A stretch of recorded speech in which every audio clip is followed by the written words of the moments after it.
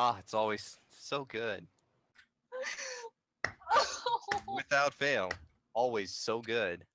oh, my heart. Oh, good heavens. Oh, Christ. All right. Fuck. All right. Let's roleplay. All Shit. right. I think Baxter's Welcome heard all of back, that. everybody, to The Shield Against Midnight, a Call of Cthulhu game set in 1969, following the misadventures of mostly Chase killing everything while everybody else is completely useless on the boat. Except for Parvana, who spontaneously learned how that everything she knows about the universe is wrong. Also, there's a dog. Last week on The Shield Against Midnight, our company, trapped in the bowels of their boat, were caught in a three-way battle between themselves, the forces of the Khmer Rouge invading this small Vietnamese village, and the deep-dwelling deep ones, the ocean-dwelling deep ones who resided in the nearby reefs. Despite a seemingly bleak and hopeless situation, they managed to pull out uh, from the immediate danger and even secured themselves a prisoner who is now drugged and laid out on the deck of their ship. But as the rain falls in thick sheets across the docks, let us return to the world of Call of Cthulhu. All right. So, Gwen, you've retreated back into the boat. Chase, you were on the radio calling in mortar coordinates at the end of the last session, and the rest of the party was at the prow of the ship pulling their newfound prisoner aboard. All around you is a scene of chaos, but the chaos seems to be dying down. The battle is inconclusive in its victor. There are, of course, the bodies of the civilians strewn everywhere after having been pulled out of their homes and herded towards the center of the village by the soldiers. But amongst them now are many of the soldiers lying dead alongside them, as well as the strange fish people who had fought back as this village was attacked. It's hard to tell who's really come out on top between all the carnage. What you do know is that the gunfire that had, for a while, and started and ended at the edge of the village is now creeping closer in towards the center. The muffled explosions reaching closer and closer, and you can even see in the distance dirt being tossed up as mortar shells sort of cascade into the village proper. But the boat that had previously been the boat upon which the children had been loaded up, and the massive 50 caliber machine gun was mounted, begins pulling away from its spot in the center of the river that bisects the village, turning towards to head out to sea.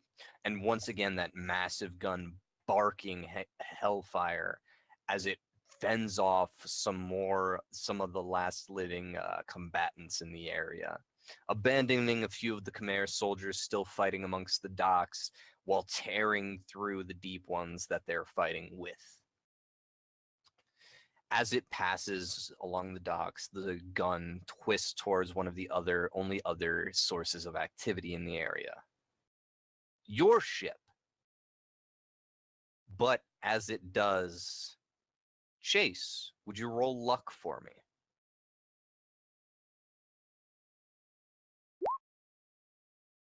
Okay. As it does, as the gunner lines up his sights with the ship, a massive explosion blast up the huge sheet of water between you and them, rocking their boat more violently than yours, but no doubt showering you in salty spray as well. The shots that would have done severe harm to anybody had they been aimed true punch fist-sized holes through the boat harmlessly and shower the interior in frightening but otherwise non-lethal wooden splinters.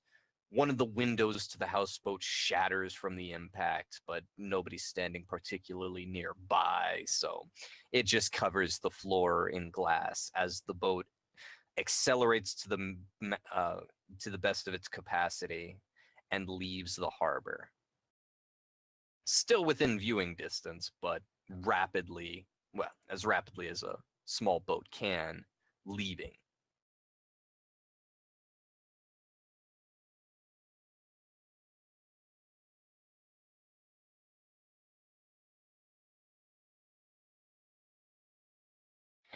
As it goes, the rain seems to momentarily abate upon you.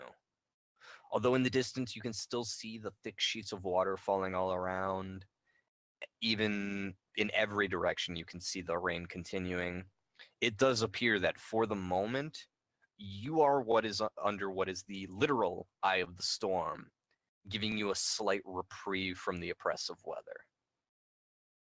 What do you do?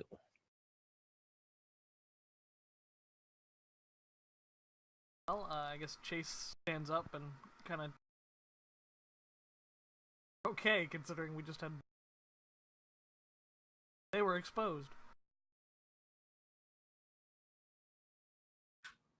Anderson kind of gives a thumbs up, but most of her attention is still on the guy that's unconscious in the boat, and she's kind of looking around, but otherwise, yeah.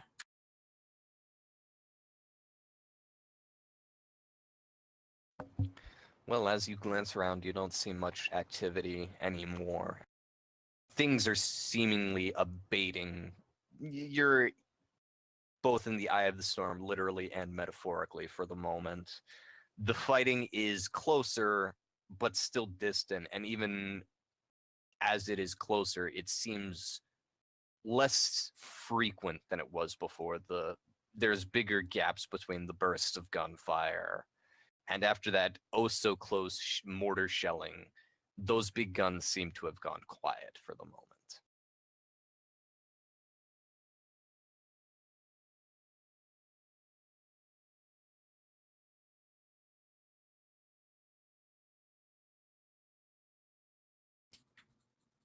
Is everyone just gonna quietly do nothing? I mean, Whoosh, as the waves go.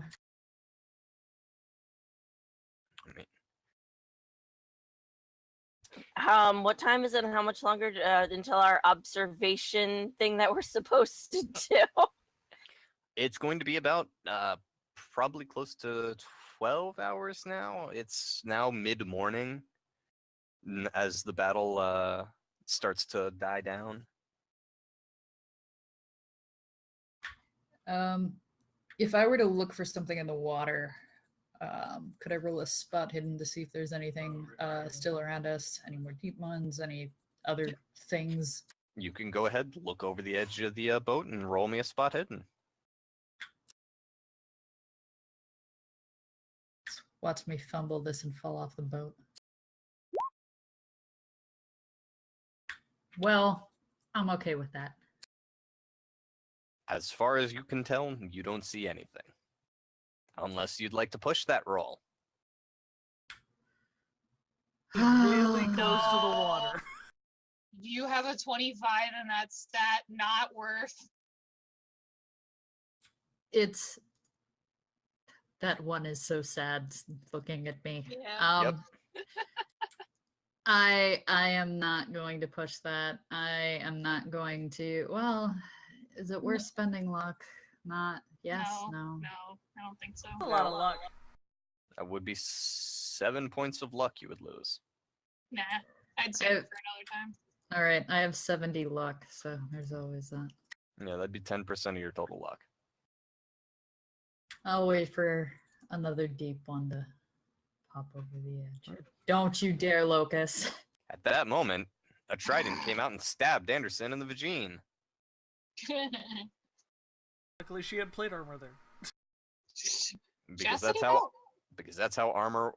Wow, I'm so glad that was a joke roll because I would have obliterated you if that was not. Wow. I know, right? Holy shit, man. You've rolled a 100 and a 1 within like 10 minutes of each other. Jesus Christ. Technically, Two. she didn't roll the 1. 2 minutes. Yeah, 2 minutes. No, she did roll the 1. It's still a roll of a 1. It didn't count because she didn't get a bonus dice. Okay. All right. But Would have needed 2 bonus dice for that. yeah, she would have needed 2 bonus dice for that 1 to count, but she still rolled a 1. Okay. I didn't know if that was considered like counting, even though it didn't count. I don't It doesn't count, but it's that it was rolled, is what it It was rolled, yeah, because it Okay. rolls 3 at a time. Anyways, What I am learning from this is that I have a 50-50 chance of failing spectacularly and getting all of us killed or becoming a god. I don't know, at this rate, with your how commonly you fail your gun, it's more of like a 75% chance of failure to 25% chance of rolling a 1.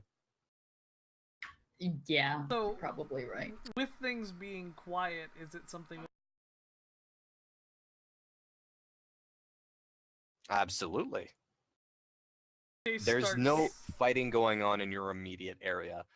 Most everybody is dead or dying except for you. Is that deep one still on the dock? Or did it I thought it was dead. It know was it's dead, but dead. he used a grenade. Quick question. Do you want it to be on the dock? preferably? I can take pictures Would you of it. roll luck for me, please? know. Hey, Yes, it is on the dock. Shredded, absolutely eviscerated by the fragmentation that killed it, but it is still on the dock. Can I search the bodies and take photos? Are you searching the deep one bodies or the I'm gonna Khmer search all the bodies? bodies. There's 3 bodies. you're gonna that I search have all the access to. Yep, absolutely. Go ahead. Obviously, it's going to be a photography roll. Wow, I actually Aw. failed that. wow. I was gonna You're say, still here able comes to the get- 1. Well, you're still able to get pictures because they're bodies. They're not exactly, going anywhere. They're just not very good pictures. I mean, photography, if you look at my roll history, photography really is what Chase does best. Oh yeah, no joke. Yeah. I'm not. Um, I'm just poking fun. Okay, well, As for searching the bodies, are you looking for anything specifically? I just want an inventory of whatever. Weapons, Okay. items, intelligence, etc. I'm not stripping them naked and giving a rectal exam, but, I'm patting Well, if down you're the looking bodies. Right. Well, if you're looking for something specific, it's going to be a luck roll. Just patting down the bodies, though, you're going to find each soldier had a rifle. Once again, Chinese knockoff AK-47s, Type 56, I believe. Yeah, Type 56.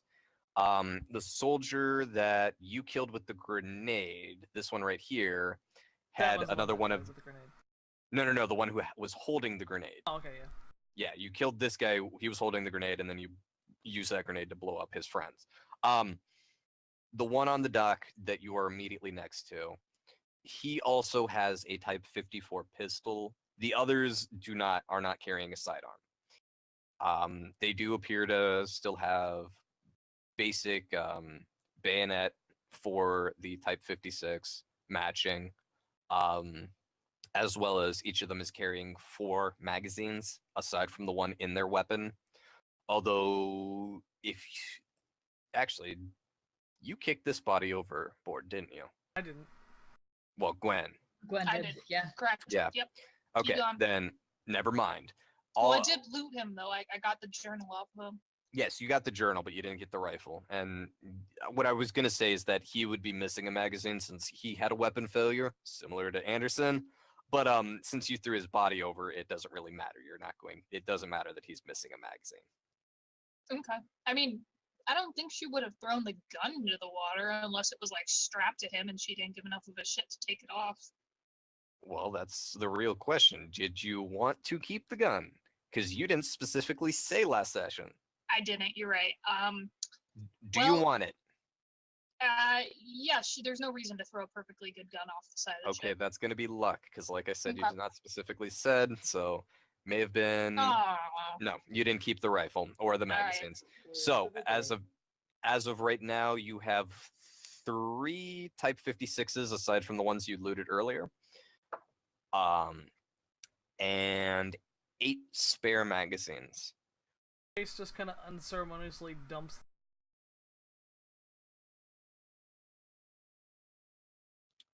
Both?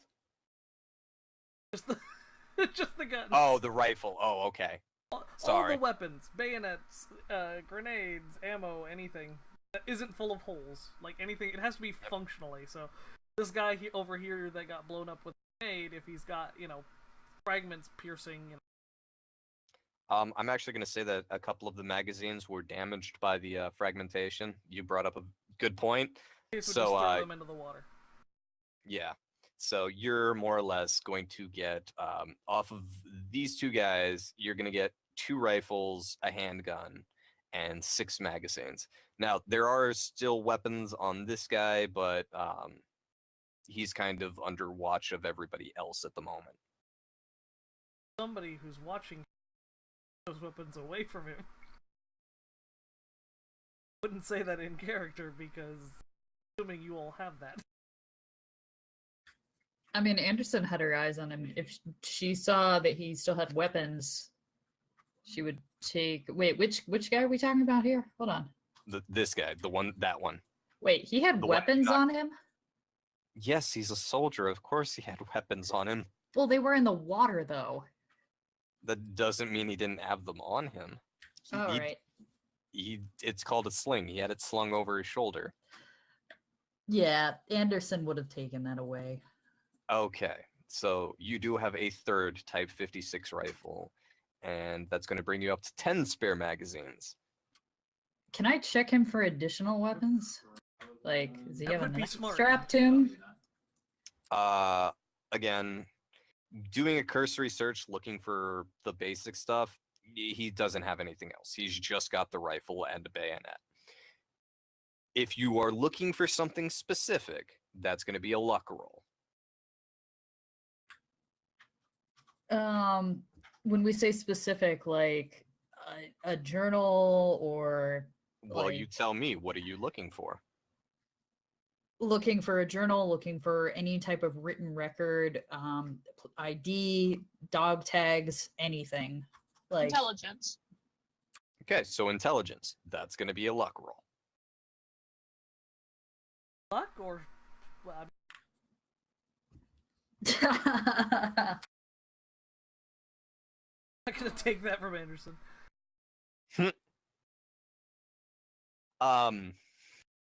You are able to find a small waterlogged journal. Again, you can't read it. It's written in a different language. But otherwise, you can find that folded in a couple of the pages are pictures of the man, as well as a beautiful young woman, him and her together, in what seemed to be relatively formal dress for the region.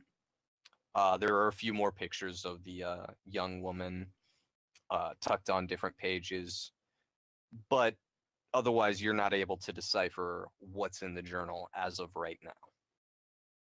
All right, Anderson would pocket that. Okay. Go ahead and add that to your equipment list. Just put it as Khmer Soldier Journal. Okay.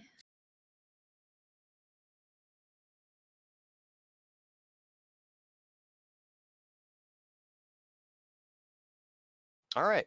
You've looted the bodies in the immediate vicinity. What are you going to do with your unconscious prisoner?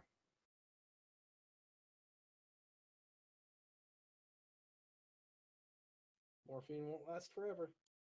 That's true. Let's get him restrained. Do we have some place to tie him up? A bed. You've got a boat. Well, I know we have a boat, but is there anywhere good on the boat to tie him up? A bed. Well, we have the benches up top. we have beds downstairs. I'm assuming there's some sort of railing if they're bunk beds. And then We there's the don't share. really want to tie him to a bed with Sage around. She'll get ideas that you don't want her to Oh, use. dear Okay, but we don't actually have a lot of options, is the thing. We can use rope and tie him to a railing on the outside of the boat. Or actually no. No, If on we the get we have outside. another. Yeah, just drag him behind. Okay, no. Keel haul him. Oh god, that would be awful.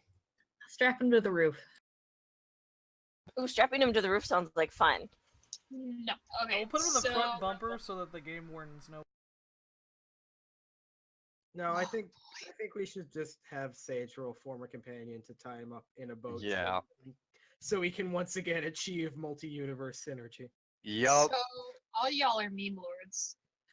Did you say synergy? Sorry, I'm gonna be over here eating some instant. I swear to God.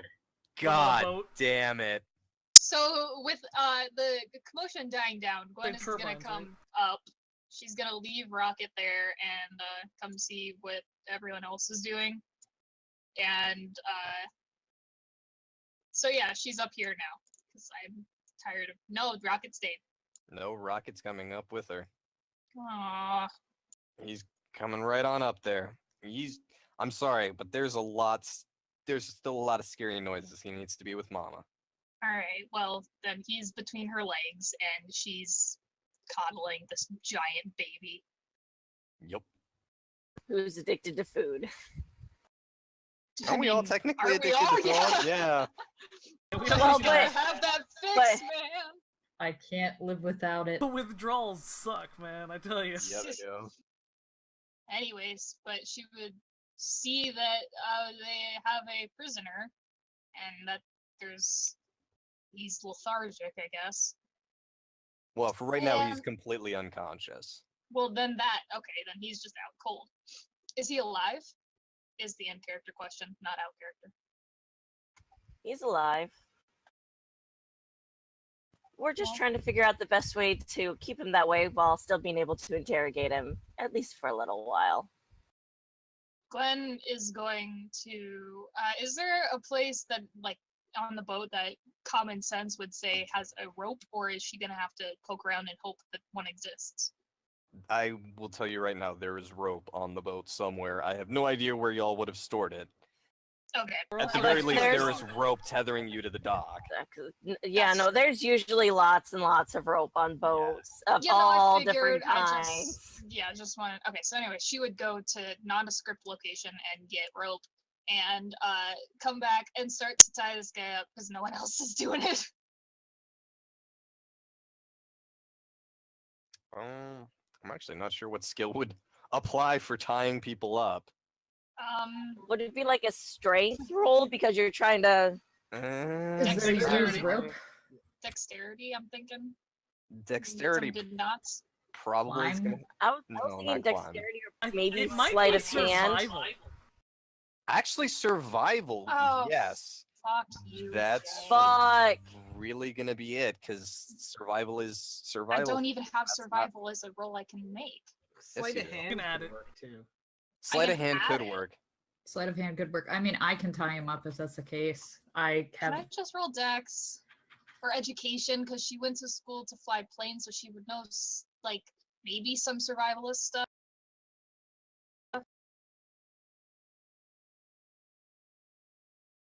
For it. All right. thank Maybe you. you read some books about not tying. Yeah, apparently she did. Okay, So he's secure. And he she is will- secure. She will then sling him over her goddamn shoulder, and I can't actually move his pog, but she will then take him downstairs and fix him to a pole on the bed. I'm assuming there's like a headrest or a headboard type of. I'm assuming these There's- are bunk there's- beds. It's basically a bunk bed, and there wouldn't be so much a headrest as a wall. Okay. Well, if they're bunk beds, is there not like a post holding the top one up? Yes, if you're securing Okay, it to the pole, yeah, then you can. Yes. Yes, then he is now affixed to that, and Rocket needs to just stay with her. Rocket obediently trots behind you. Poor baby.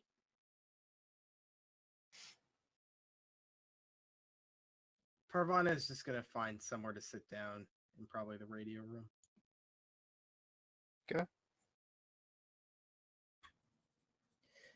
Gwen is also just gonna kind of make herself comfortable here because she doesn't want to leave this guy alone even though he's unconscious, and she will actually take out the journal, that she looted off the Khmer that she has since thrown overboard, and start to kind of thumb through it. And I know she can't read any of it, but just kind of looking and seeing if there's anything that she can take away from it, like pictures or anything that isn't just a foreign language.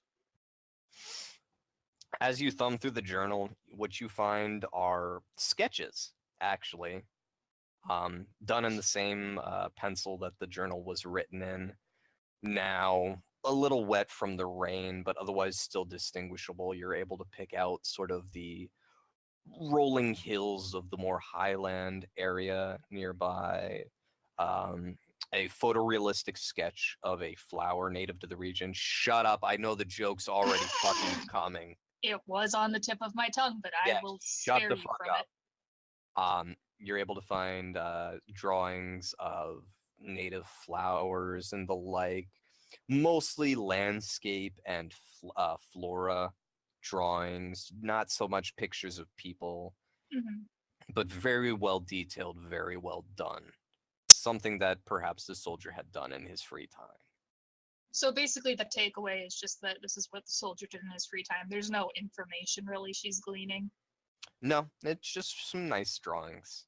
Okay, well then, when she had kind of gone through all of it and concluded that it was going to be useless to her and pretty much anyone who didn't know how to read it, she would set it aside on the bed in a place where it was kind of like in the same area as this unconscious guy, but well out of his reach, just kind of keeping all this shit in one place. And then she'd just kind of fucking coddle the dog and just sit, I guess. Okay. As you all take a moment to catch your breath, the gunfire, now growing more and more infrequent, still starts getting a little bit closer and then seems to come to a great and sudden stop. The rain resumes as the eye of the storm seems to pass over you, and the drops beat down upon the ship in an oppressive rhythm. Who's above deck right now? I guess Sages. Sage, Parvana, Sage and Anderson, yeah. Anderson. When it started raining, Chase would have walked. Okay. The three of you Anderson, above deck, yeah. would you give me a spot hidden?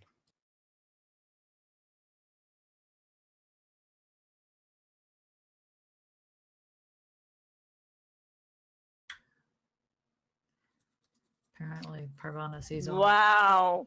Pravana, she's all. Parvana Yep. opened her Cult. third eye. Well, yeah.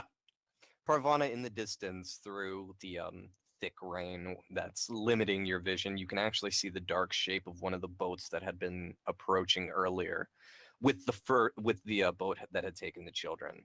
It seems as if it is retreating into the distance. You can see its dark outline briefly illuminated by a flash of lightning, and then it's gone, too far out into the storm to be seen anymore. You are left in quiet, except for the occasional beat of thunder as well as the constant drum of the rain. The village is frighteningly quiet.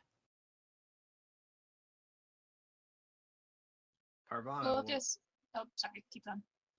Parvana will then stand up, go below deck,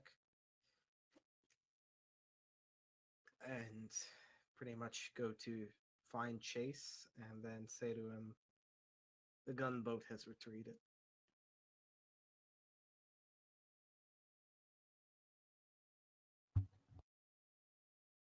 Turn its guns. No. Nothing on the boat is damaged, right? I heard it get hit. Well, we took some shots, but nothing significant. So it's all.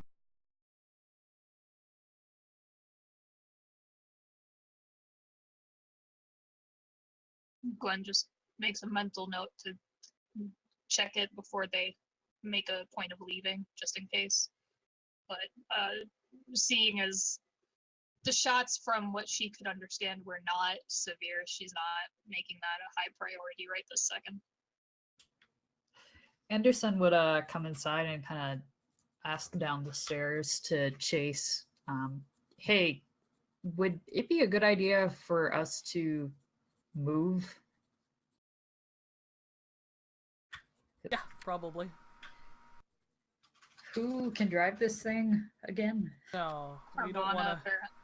We don't want to move the boat. If we're gonna move, we need to get onto dry land. Move. That would probably be best. Can we wake up the hostage, get whatever we can out of him, and then get a move on? We have a lot of injured people. I don't think it is a smart idea for us to continue to stay here. And an injured dog. Definitely don't want to go further out. Assuredly. And if they don't get us, it's a bad storm. This boat is not made for that. Where's the extraction point? How far away is it? At the shed. Well, seeing as the entire town is more or less dead now, I think we could probably get there without an issue. I hope. Also, side note, Locus, in the time that she's sitting here coddling this dog, is that long enough for sanity recovery? No, Just checking. Carry on. sorry. All good. Why don't you all start to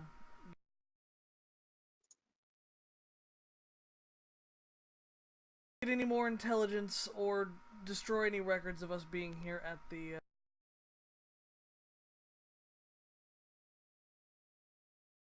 Who's gonna interrogate our prisoner? Well, Gwen would pipe up and be like, Chase, I got this off of the guy that, one of them that died, and she's holding up the leather journal.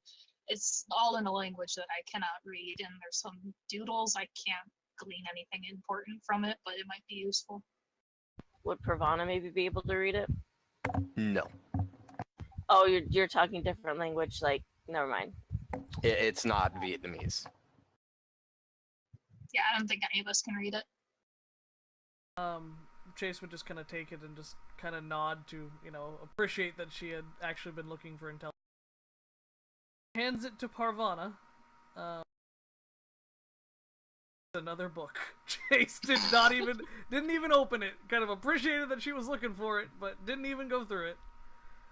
And because if Gwen can't read it, Chase has a feeling he probably.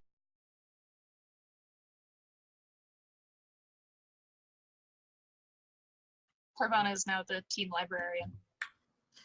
Anderson, at this point, having heard this whole conversation, would get out the booklet that she had pulled off of the hostage and also hand it to Parvana. Just be like, "This is on this was on our friend over here." Oh, great. Get reading. She's gonna take a look over sorry. to see if if they are in languages she can read, or if it's all in what she assumes to be. No. You cannot read it. It does appear to be written in the Cambodian language of Khmer, which Sage you would be able to identify, Oh, okay. but you wouldn't know how to read it. You would know that it is Khmer, but you wouldn't know how to read it.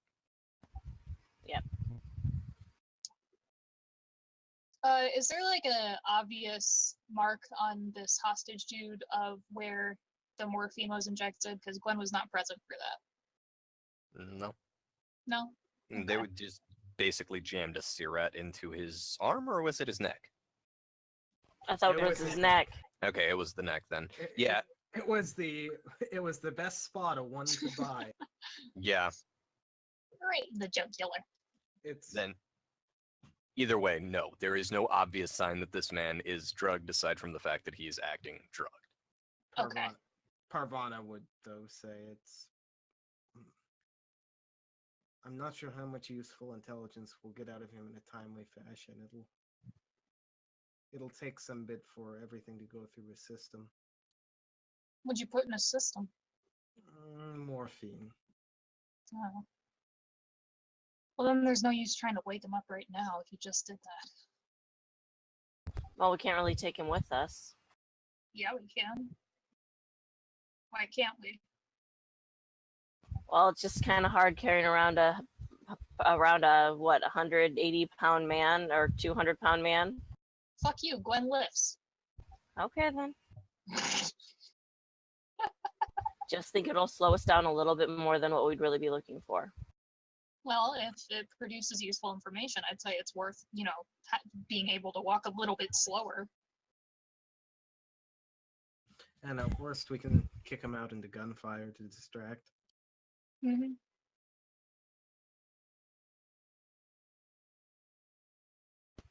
Okay then. So Gwen is going to be carrying the hostage.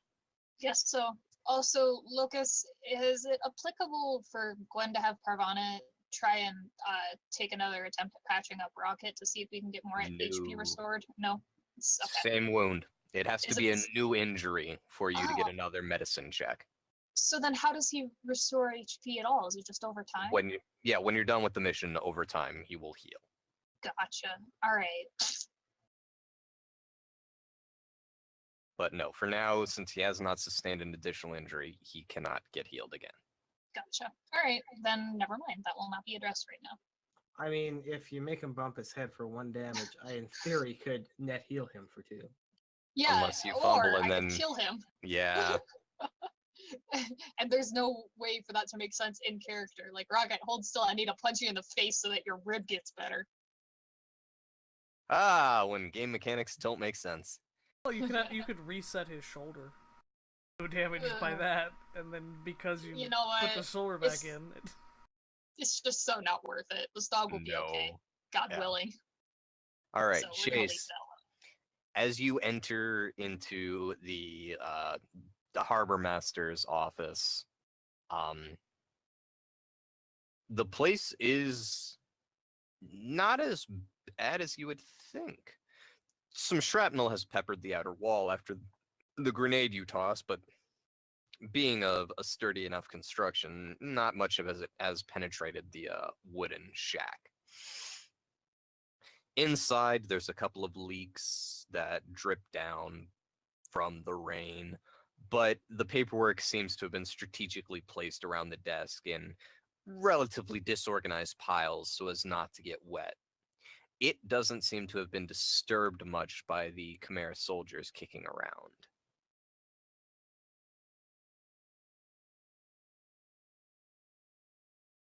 Really weren't.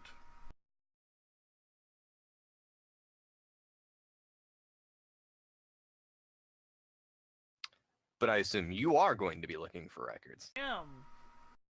All right. Let's see. You're going to be going through. I'm going to say that's actually going to be library use since you are going through records and files. I have no points on this skill, so yay. Oh wow. Close. Mostly Close.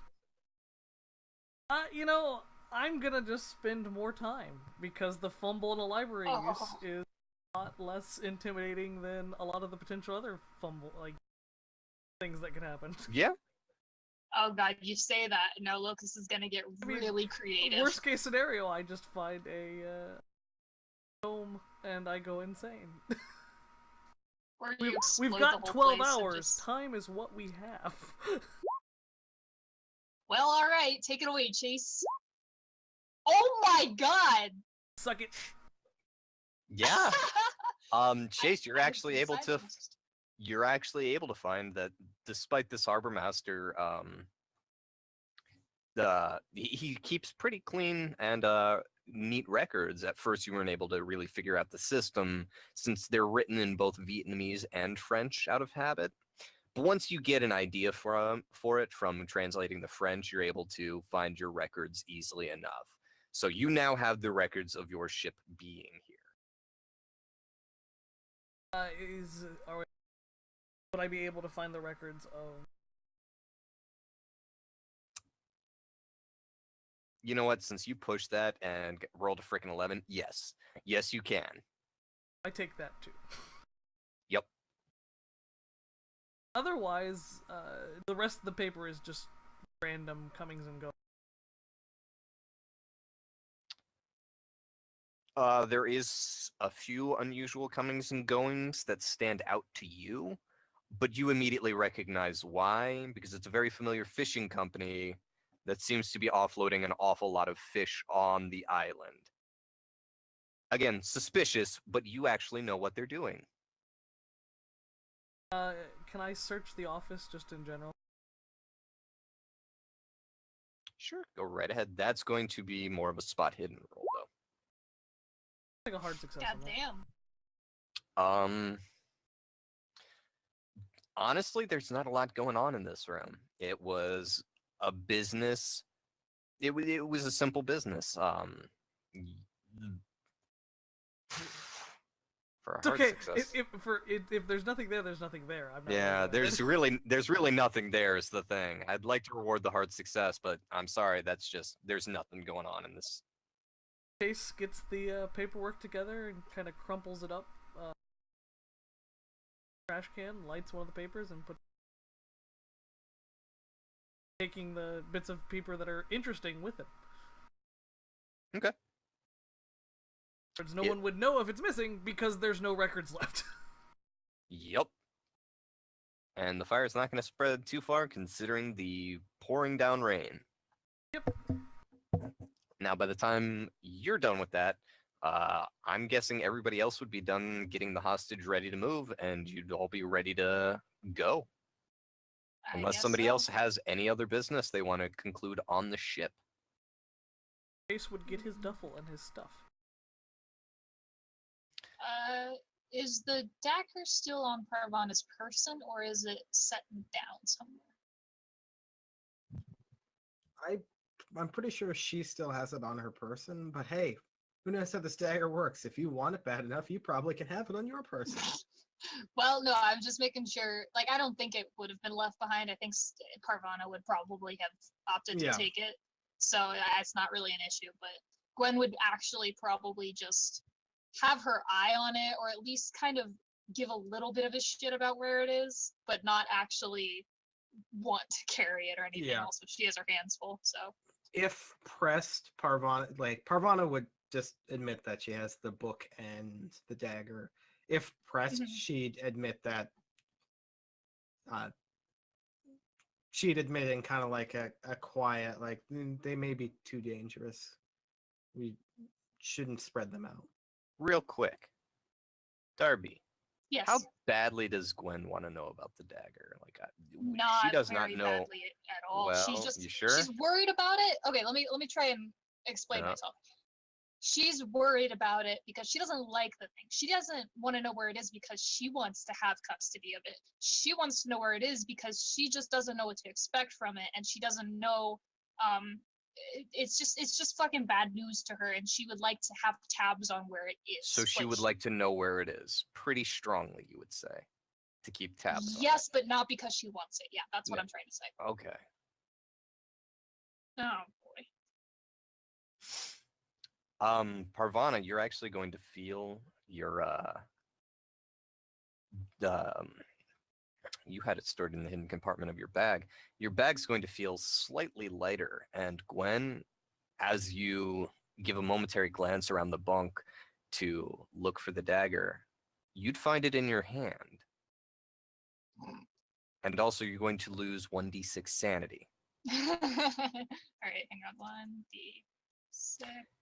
As you Sorry. realize that if you want this dagger badly Oh, enough, fuck me. you can call it to you. Although this first time was involuntary, you're now aware that you can, across any sort of distance, you can call this dagger to your hand at the cost of 1d6 sanity. Oh, great. And is that a temp insanity because it was a 5? That is a temp insanity because it was a 5.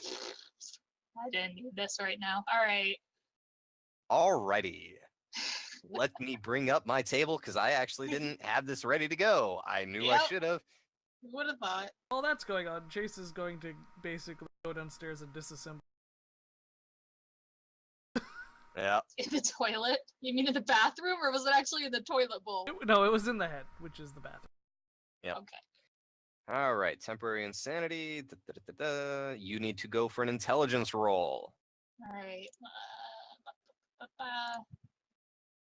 Oh, can I wait? That actually helps me, doesn't it? Yeah, you failed. So you managed to you understand how you can call the dagger to you, but you've suppressed the frightening realization of that. You are going to avoid a temporary insanity, although you are still shaken. All right. Well, then now I'm gonna actually react in character. She would immediately fucking drop it like it burned her, just in shock that it was suddenly in her hand, and she would kind of look at Parvana as if somehow she had contributed to this, not like accusatorily, but like, I know that this was with you, and now it's in my hand. And did you give it to me? She wouldn't actually say that, but she would just she'd be very speechless. She'd just be looking between this dagger and Parvana, very blankly. Parvana would kind of furrow her brow and then just shake her head. Anderson would have heard the sound of a weapon dropping on the ground, and she would have stuck her head down and just kind of been like, everything okay? Check over, look at the guy that's unconscious, see that he's still unconscious, and then kind of look and just be like, apparently someone was dumb. Not actually saying anything, just like raising her eyebrows like, what's going on down here? She Don't steps fucking out of the worry head at about the it. same time and sees the knife. And just basically casually walks by and just says, "Pick that up, Gwen." Walks right off the boat, goes up the stairs. Gwen temporarily wonders, like, she has the teeniest little urge to stick it in his back, and she's like, nope, that's bad. And she goes and picks it up. What was the gun that I picked off of the Khmer bird, by the way? That would be a Type 56. Can I add that to my possessions? Please do, we Yeah. have lots of them. Yeah, and you've got a fair amount of ammunition for them. We've got 2 pistols too now. Let me see, because I've got it on Chase's sheet right now. Was No, it Type actually, I don't. 56 or Type 50?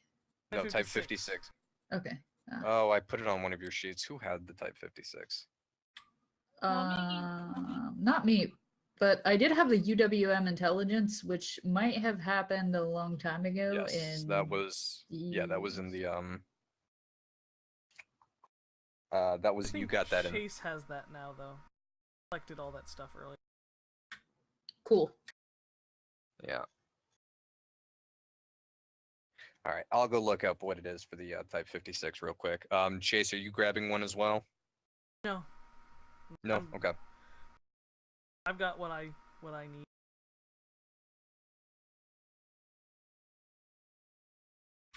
Are there any spare med kits or like painkillers or anything on the boat? Gwen has a very simple first aid kit in Rocket's harness. Anna has a lot of painkillers in her bag. Yeah. Yup. Would Anderson be able to take something to help mitigate like issues caused by hit point loss? I mean, regain health. Are those the words you're looking for? I mean, your choices are basically suffer drug effects in combat encounter or prescription strength suck it up. She'll take the prescription strength, suck it up. Unfortunately, in Call of Cthulhu, it's one of those games where once you take damage, you get 1 chance at healing it, and if that doesn't do it... Apparently. Yep.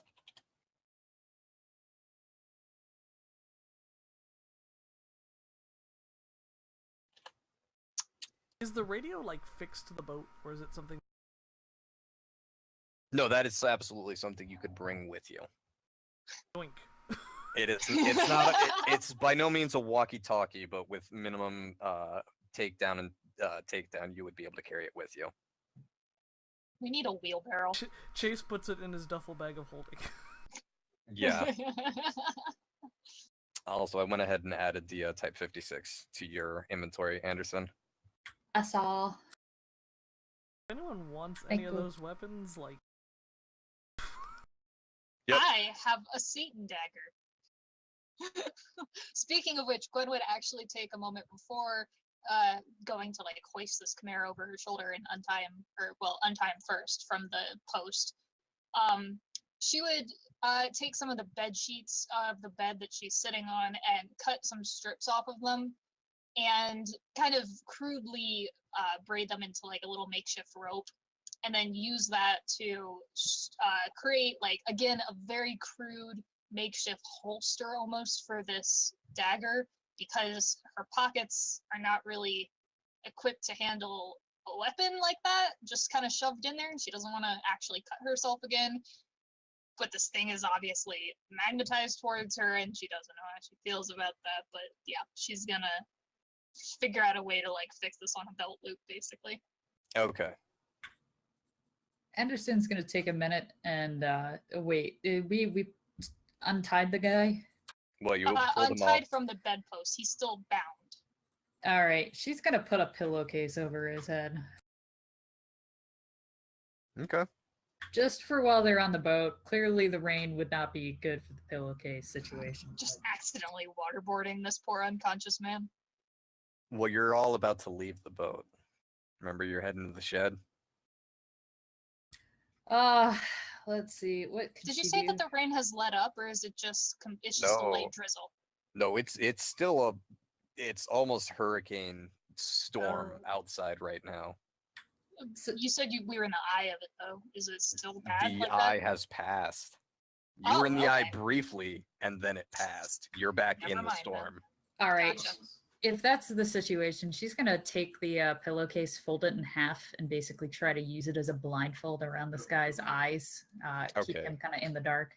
You can blindfold him with a pillowcase. All right. Is that all? Yep. Any more I'm prep going to- work? gonna throw this guy over her shoulder, and Rocket, I'm assuming, is on her tail without needing to be told. Anderson attempts to pick up the kitchen sink, What? No, you don't get. drag it off the boat.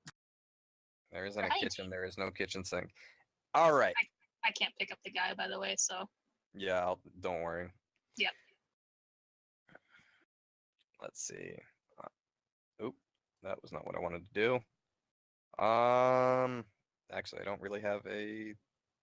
We're gonna go back to this. Hey, my drunk's still there. Yep. Boy. As you leave the docks and wander through the village, you're gonna find that again, everything is very, very quiet. Exceptionally quiet. Anderson- It doesn't. I'm sorry. I was gonna say Anderson's gonna have the Walter MPK out by the by. Okay. You have your gun out. That was very important to say over narration. Anyways, as you walk through the town, it's exceedingly quiet. There is the constant drum of the rain, but you don't hear any signs of life. Not wounded, not the bustle of the township that was so prevalent earlier. It seems as if the storm is the only thing you can hear right now. When you go through the town, you see more of the same. Bodies laid out across the wooden roads. I'm sorry? I just blurted out 4. It wasn't funny. Bodies strewn across the village. Their blood being washed away by the rain into the river. Just the sign of a total massacre. Of course, as you get further away from the water, you see less and less of the Deep One bodies and less of the Khmer soldier bodies. But the villager bodies remain pretty consistent as you are on that road, that little dirt road where the seaside village transitions into farmland. You can see that there are those who tried to run now line the sides of the road, laying in the dirt, pierced many times through with automatic gunfire. And as you approach the farm where you had taken shelter earlier in the shed, you all need to roll spot hidden. Including the dog. Dog would be good. I mean, I'm past mine, but okay. Oh, wow, the dog did too. All right. I got a 2. Yes. Woohoo. 98. Save us, Bridget. I'm gonna go ahead and say that the 2 cancels out the 98 and Hey. save you from the fumble. That sounds good to me. I'll take I it. can go with that. Yeah. Generous. As you're going down the road, you see a rustle in the leaves before a man steps out from the greenery, his rifle raised at all of you. And he's not alone. More of the men start to emerge from the brush, their guns leveled towards you, but no gunfire yet. And after a moment, after a tense moment, you actually recognize the uniform of these soldiers. These are not Khmer. These are American GIs, the guns in their hands, the M16 service rifle of the time. They are tense, but they haven't opened fire on you. Chase immediately puts his hands up and says, "Stand down, we're friendly." Anderson moves her hands away from her guns. Parvana will follow Chase's lead and put her hands up. Oh yeah, Sage definitely has her hands up. Gwen has a man over her shoulders, but otherwise looks fucking unaggressive. You can see the point man look back towards the rest of his squad, and he makes a hand gesture. Even more of the men emerge from the brush and begin moving in moving quietly and slowly up the road. After a group of them pass you and take up defensive positions on either side of the road, that's when the point man turns around and begins addressing Chase, who spoke first. Who are you? I'm sorry to say that I can't identify here because there are some obviously different situations going on. The man nods. What's the situation further up in the village? We hit pretty harsh resistance on the way here, but they seem to bleed out. There's nothing left. Decimated by Khmer Rouge forces. That and the mortars didn't help either. The soldier shrugs a little. Well, we're still gonna have to sweep and clear to make sure that there's nobody else lying low. Please do, and I would check with your superiors.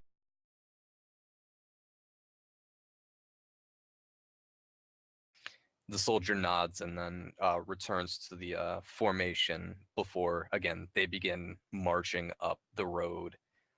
A little more emboldened now to hear that the village is decimated and they're not expecting any major resistance. But at the same time, they're not just walking up the road in a marching formation. These men have guns at the ready. When they're out of earshot, Chase is back to the group and said they didn't even ask for ID. When the GM kills you, I'm gonna laugh. Suddenly, the soldier rips around and says, "They didn't present ID," and opens fire on the entire party. No, it would You are not cut shoot down. at Words are Chase, you asshole! Oh, You fuck! Roll for magic! Parvana thinks of all the math that was unlikely of the close-range shotgun blast, the 2 magazines firing, and channels all that magic into repeating the misses. Anyways, from now on, from here to the shed, your path is unobstructed by your path is not obstructed by anything other than just the thick mud starting to develop as the rain continues to pour on. You're able to reach the farm and the shed without stopping. Well, when they get there, assuming that they can actually enter the place, it's not like suspiciously locked or any weird nonsense like that. Gwen's gonna find a place to dump this guy and kind of take a moment to stretch her shoulders and then get the dog all settled in.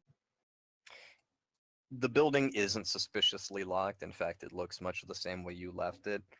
Although there is a suspiciously familiar body lying out in front of it.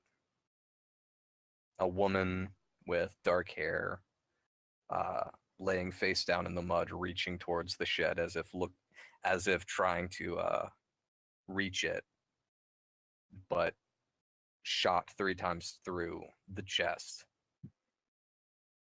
Her insides spilling into the dirt. He steps over the body and opens the door. Anderson has her gun ready again. Something about this whole situation seems very strange, and she's gonna bet that there's somebody inside of the shed. Is the strangeness potentially caused by the mass genocide outside? No, it's caused by a woman clearly running towards safety, towards something that she thinks is in the shed. There's nothing in the shed.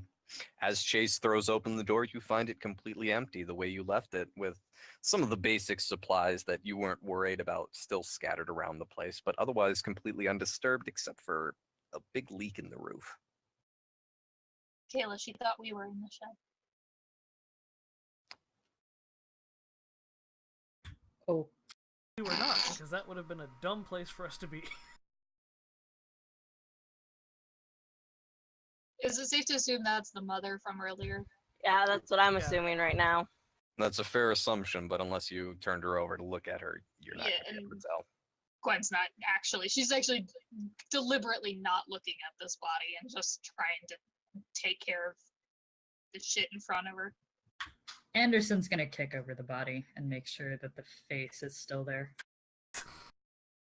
You kick over the body, and sure enough, it is the woman who sought out your help the day before.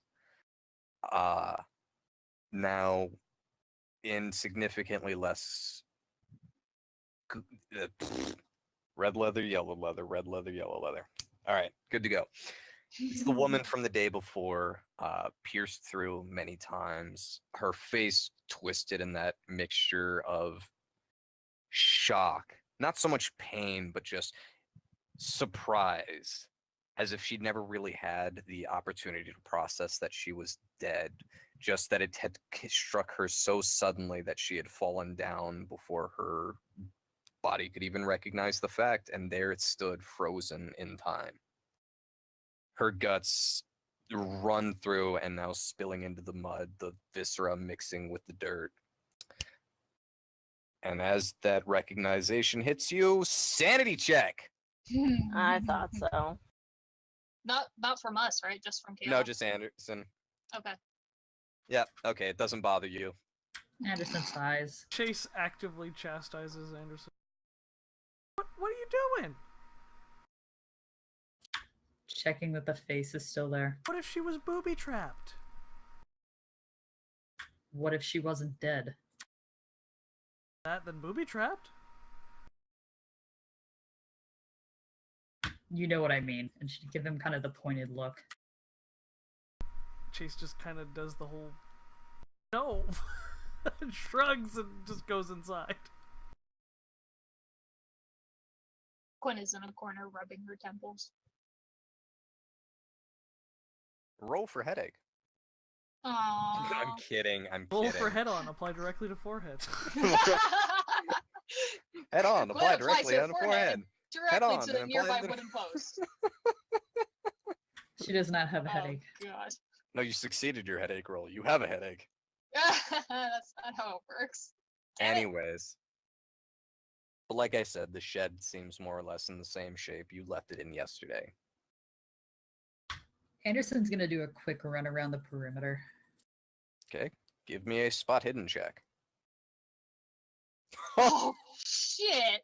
I don't What like the that laugh. hell? Now you call find a booby trap. I'm buying Anderson glasses.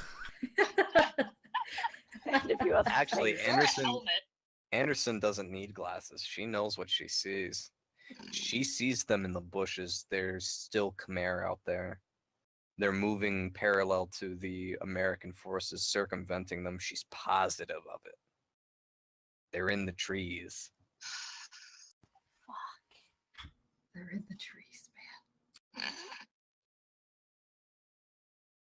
Chase looks at his clock, realizes we have 12 hours, and just sort of turns to Parvana and says, I mean, if you want to knock her out.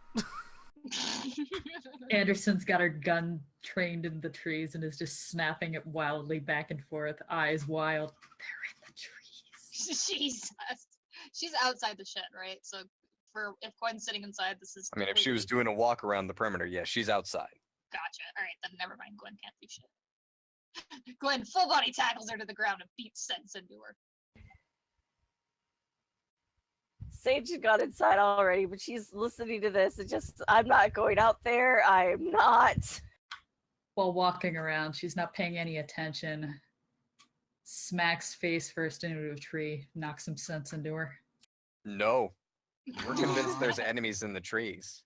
You can see them moving through the brush very clearly. Anderson starts going back towards Chase in a very quiet but quick manner. She's just kind of tapping him on the shoulder and being like, "We have incoming." Chase verifies. That's Oh, you. Chase, surprisingly, you actually see what she sees. You see men moving through the tree line. American soldiers who Oh, are thank moving gosh. around the outside of the village. They didn't seem to notice you, but they were moving around the outside of the village as if to secure the perimeter. Chase just kind of puts one hand on Anderson's shoulder in a strong grip, like you would do in a combat situation to calm. It's okay, Anderson. They're on our side. Why don't you go see Parvana? Because we were fighting the whole time, ward stats might have been low or something. The I know uniform. wards are what? The uniforms. I can see the uniforms. Go see Parvana. Just take it easy. We got 12 hours. It's been very stressful. You just need to take a break, okay? Why don't you go maintain your gun? The fucking shade, man. We're not gonna need the guns, man. We're not gonna need the guns. Parvana, Sit on her. Nurse Gwyn. Oh no.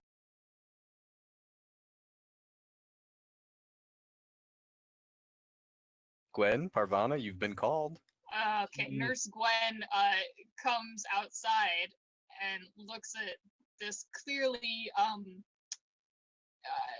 frazzled Anderson and just kind of puts her hand on her gun and pushes the muzzle down towards the ground. It's like, calm down.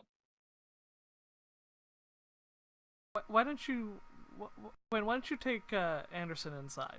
I think the rain and everything's starting to get to her.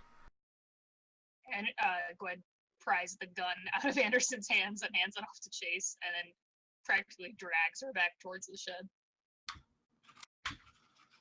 Anderson kind of protests a little bit about the Walter MPK, but she realizes almost immediately that she's got the other gun slung around her side. She just grabs it. She's still kind of sputtering a little bit, like, "But guys, there's people." Would you fucking calm down? She takes the other gun out of her hand. How many of these do you have on you, you crazy bitch? Chase just looks at the MPK he was handed, like, what the hell am I supposed to do with this? And just hangs it up on one of the, like, hooks above the door. A nice scenic piece. Just for reference, how far off the ground is that? Oh, you could get it. I mean, Yeah, you. Chase yeah. is Okay. tall, but Alright. it's not like he's putting it, like, 12 feet in the air. You'll never get it back. All of a sudden, there's monsters, and I'm busy rolling jump to try and get them down. Well, it's hanging from the hook, but it's on the sling. So it's, like, chest height for most people. Yeah, you'd probably clock yourself in the head if you weren't paying attention with it. At any rate, Gwen's gonna drag her back inside as forcefully as need be, unless she's just gonna cooperate. And she's gonna sit her ass down and be like, Parvana, she's going loony. Anderson's just gonna keep like glancing out the window, kind of trying to see around Gwen There and are keep no her windows. eyes. Aw. She'll be Glancing towards the listening. door. Yes. And glancing towards the door, listening really hard, just being like, guys, we can't be here. You Parvana, just fucking said they were on our side. Sage is gonna be listening to this and just be like, "Oh God." What is Parvana going to do? Parvana is essentially going to look and say, "Who is out there?" Khmer's. Hmm. They're coming for him, and she's gonna like point to the unconscious guy. And if Parvana looks at Chase, Chase is just gonna shake his head. Well, Chase is still outside, isn't he? He's in the doorway. Oh, okay. He's underneath the ledge, but he can see outside. Now, let's think this through. Think this through. Oh my god. As That that, was a good laugh Nothing. right there. Nothing.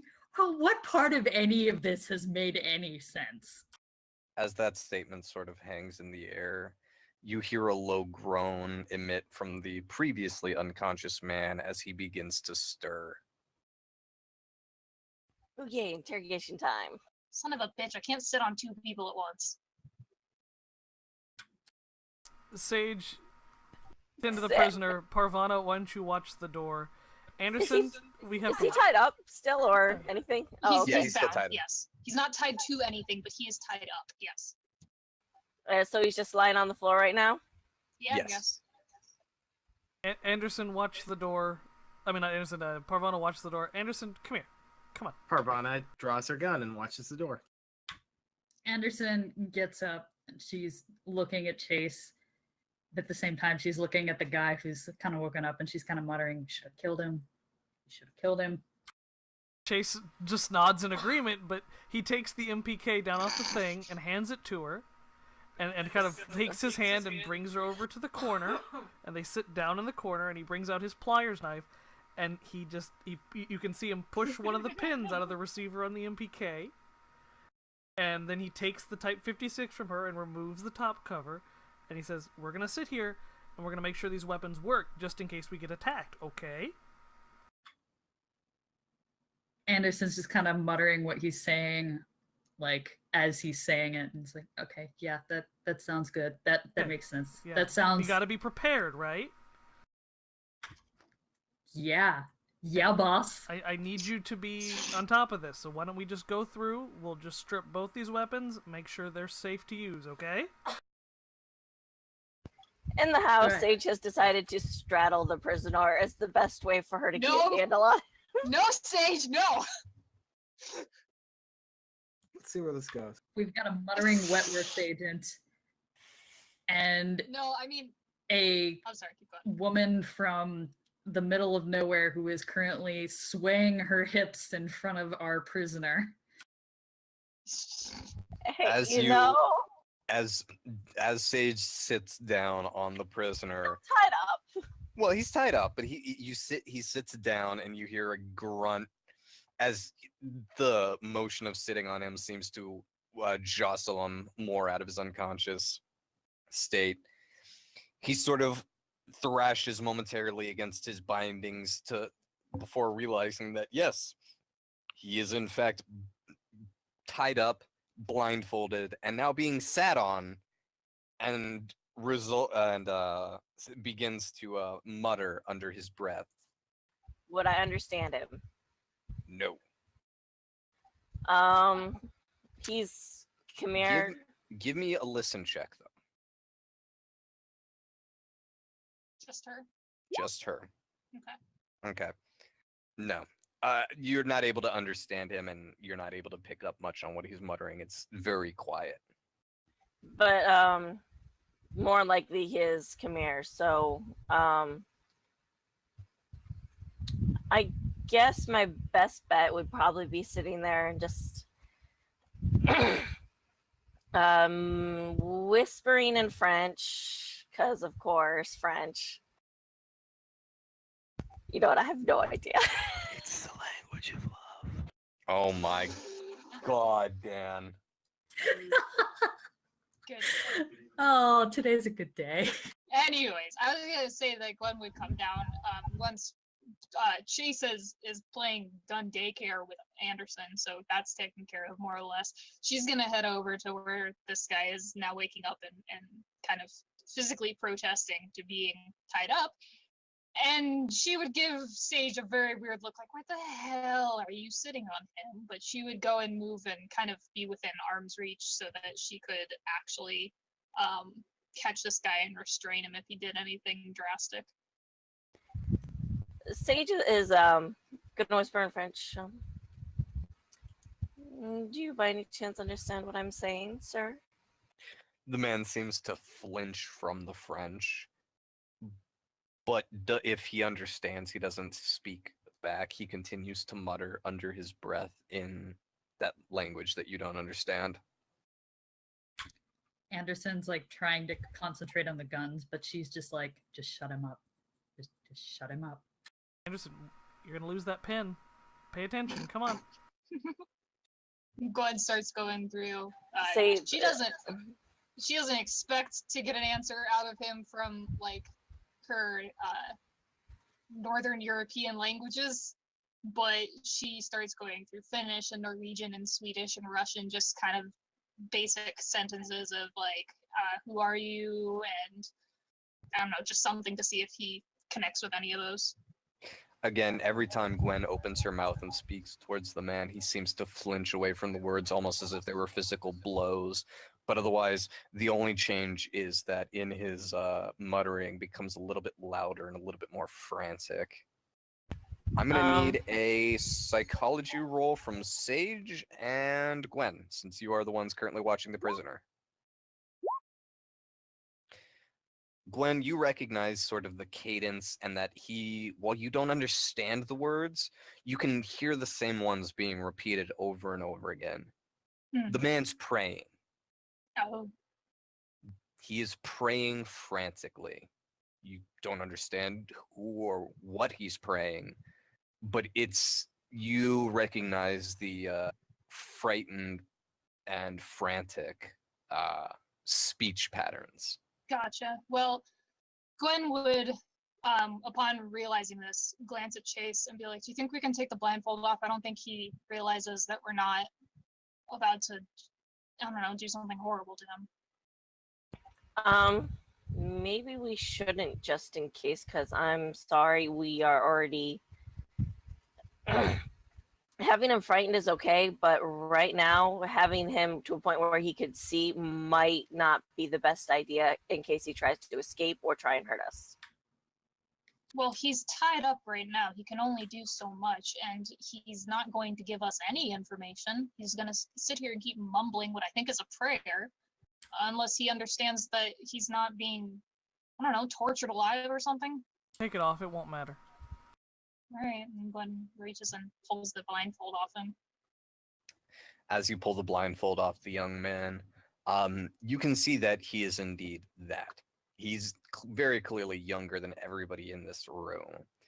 And as the light hits his eyes, he sort of squints after being blinded for that period of time, and then much more physically flinches away from everybody nearby, almost as if trying to shrink and hide as much as in his own body as possible. Gwen kind of gives him that gesture with like both hands, the open palms kind of pushing down, like, it's okay, calm down, we're not hurting you, like that whole body language. Yet. The young man squeezes his eyes shut again and just sort of louder continues to pray. Gwen watches him for a minute, and then she looks up and calls Rocket's name very quietly. And I'm assuming that just a simple little, like, come here, boy, is not going to require animal handling. Yeah, no, of course not. Okay. Then he's going to wander over, and she's going to try to kind of encourage him to kind of, like, you know, poke his little nose at this guy and be a Pet cute the little dog. dog and everything. Pet the dog. Yeah, just kind of the whole concept behind, like, a therapy dog type of just calming someone down and not making it so scary. Rocket leans in towards the man and sort of sniffs at his nose before that big old pupper tongue comes out and gives the guy a big old slobbery lick on the face. But it doesn't exactly have the reaction that you really intended. This man's still terrified. Again, he reacts almost as if the dog had hit him, startling both himself and the Rocket, who didn't expect such a violent reaction. The man basically thrashes away from Rocket as hard as he can, and his he sort of loudly declares something in his native language at you. His eyes open wide and they frantically search the room before settling on the spooked doggo sitting in front of him. His breath hitching in his throat. Sorry. That was all I was gonna say. No, I didn't want to. I dropped there. About this time, Chase is finished field stripping and reassembling the MPK, and the upper receiver slams closed, and he puts the pin back in. So there's this loud click clack, and sort of pulls the bolt back twice before looking into the chamber and then handing it back to. Come on, hurry up, Anderson! You gotta get that 56 working. And Chase stands up. Anderson's hands are clearly shaking. She's giving it her best, but she's kind of glaring at Chase and grumbling as she shakily works on the gun. As that bolt slams forward, the soldier's eyes now shift over to Chase and grow even wider as his breathing becomes faster and more frantic. Gwen's still trying to give him the gestures of kind of like, calm down, we're not hurting you. And she, seeing that the dog is not helping him, kind of tells him to sit so that he'll not invade this guy's personal space anymore. And, but, you know, he's still there being cute and stuff. And she just kind of mumbles to no one in particular, just maybe we should give him some time to calm down. He's looks like he's about to have a heart attack. Listen, either he gives us information or he's no use. I don't think he understands any languages we speak, but you guys can try more if you want. You know, when y'all are done with the quiet stuff. Anderson has a thought, and she kind of stop with the putting together of the gun and take a look at Chase. Hey, that book that he had on him, there were photos in it of him. There were drawings. No. Oh, no, I'm sorry, No, it was a different one. Sorry. This was along with the photos, yes. Yeah. You might be able to use that to get him to talk. Chase nods. That was the most coherent thing Anderson had said for the last 20 minutes. Kind of gives like not bad face. Help. Just hanging that one on the fridge. I guess did Parvana have both books? Yes. Yes. Mm-hmm. Parvana, do you still have one of those journals? Yes. Give me the one with pictures in it.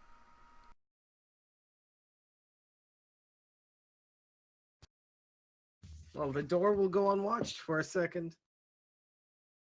It's okay. Door's a reliable character. We've known him for several sessions. Oh god. You know, just Oh, because of that pun, in the half second that Parvana takes her hand off the door, China invades. They build a The whole wall. country. They build a wall, and now you're trapped inside this building forever. We had to Is the pay wall for the it too. It was door? horrible. Yup. Wow. Parvana passes him the book with pretty pictures. Chase kind of flips open to the picture and hands the picture of, I guess, him and his loved one to Sage. Wait, Sage? Well, it's not a picture Fuck. of you. It's to you. You're running this interrogation. It'd be really creepy if that guy had a picture of himself in Family argument. Oh god. like it's another woman, but he's cut off a picture of Sage's head and like just glued it on top of this woman. So that's why he's panicked right now, is he's being called out on his weird shit. I mean, Chase Senpai finally noticed me. Chase hasn't hit him yet or anything like that. It's just Chase is ready to be bad cop when you all are done coddling him. It's just Well, a photo I mean- of Sage in her nun habit. No, all I'm saying though is that like out of character and in character, this is kind of my argument, is good cop, bad cop, doesn't really matter which one you use if he's not speaking any of our languages to begin with. Like, there's no communication going on here, so it doesn't matter if we're being nice or not. Anderson's hands would be shaking, but she'd be still talking and being like, he reacted. He reacted. He knows. Did he? He knows something. Yeah. We haven't actually showed him it yet, though. No, when you guys were out of character, when you guys were talking to him in French. When we were talking to him, he was reacting. To be fair, he reacted to every language you threw at him, not just Yeah. one in particular. He was reacting to our voices. Then Sage is actually going to start with Vietnamese. I don't know why. Good thing that's not a language. What? Vietnamese. Slip of the But tongue. sorry. Anyways, you start with Vietnamese. These are very, very pretty pictures. Are you showing him the picture? Yes. I'm opening it up and kind of looking at it and slowly going through it. The soldier, his eyes fixate on the pictures, and this he does seem to respond to, but again, he's speaking Khmer. What he says to you, you don't understand, and it's also not necessarily clear that he understands what you say either. If he understands what you say.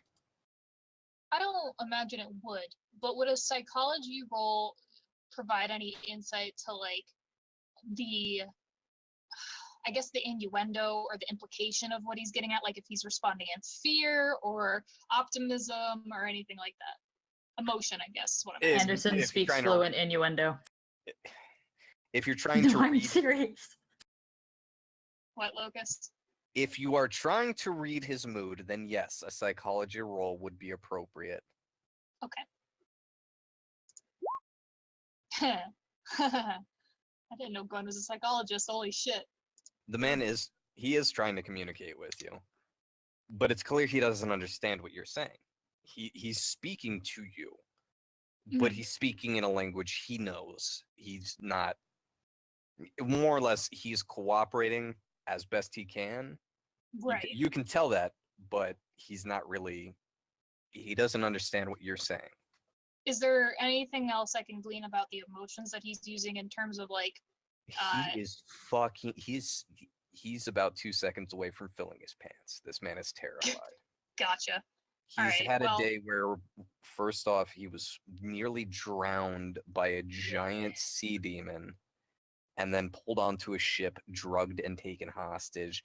This man is terrified. He's After Sage breaks shaking his hand. violently. Yeah, he is shaking violently underneath Sage right now. Just uncontrollable spasms of fear. Okay, well then, coming to understand this, Glenn would kind of say to Chase and Sage and whoever else is in this area working on this, he's trying to communicate with us. Maybe we need to try different languages. I don't know. I think he's trying to actually cooperate. Chase kind of leans in and French basically says, "Do you understand me? Can you speak French?" French was already tried. Well, no, you said it to him. He didn't respond. Oh, okay. Well, actually, when I was talking French, I said, "Do you understand me?" But Either way, the soldier looks at Chase as he's spoken to very clearly, but he doesn't move his head. He simply just looks blankly. So, in other words, there's no response. Is it that there's no sign of comprehension, or he just doesn't respond? There's no sign of comprehension. Again, going off of Gwen's hard, like, pretty good psychology success. Well, extreme psychology success. Yeah. You can tell this guy just doesn't know what you're saying. And Gwen's just kind of looking around like, geez, what other languages do we speak? Chase kind of rubs his nose. the only problem is he's so young. I don't know if he really speaks any language except for his. Yeah. Chase kind of... Sorry. No, I was just gonna say. I mean, I'm starting to think he probably only speaks Khmer, or sorry, she wouldn't know that. He only speaks this language. Chase kind of rubs his nose. Without turning to Parvana, he kind of says over his shoulder, Parvana, Yes. is there anything in that book that can help us? You know, that book. Gwen just kind of tenses up a little bit. The one without the pretty pictures. Anderson's hand stops shaking, and her feet start tapping.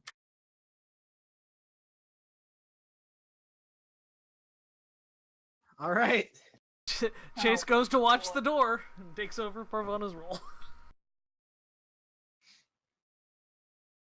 Parvana, that comes over. It's like, so nobody can understand it. Nope, no common languages as far as I can tell. Could we try drawings? Chase rebukes that idea from the doorway. It takes. Oh, We have 12 hours.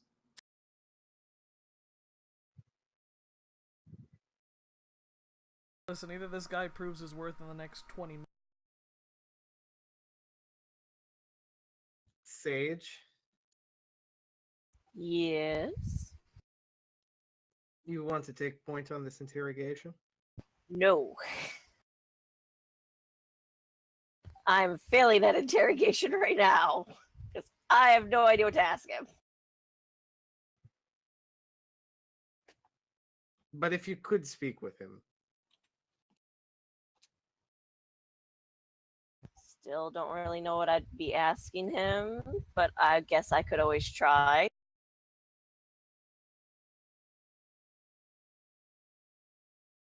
all right, look, and she pauses for a moment to think about it. Somebody just who would like to take point here? I'll just talk to him, I'll man. need. Okay, I'll just need a second with the book. Wait, what are you gonna do? Just Don't get me An wrong, experiment. I know you're trying to be gentle, but you're probably going to be gentle for too long, and we still need to get information out of him. I think he's trying to cooperate. We just can't understand him, and he can't understand us. Gwen, What? please stay calm. And with that, Parvana is going to take out the book, look at it, and then just knowing that she doesn't really have to look at the book and just try the same thing she tried before, which is to cast more magic. This is going to be a spontaneous use of Cthulhu Mythos. I'm going to go ahead and say that that's going to cost you 2 magic points, and you're, of course, going to have to roll Cthulhu Mythos for me.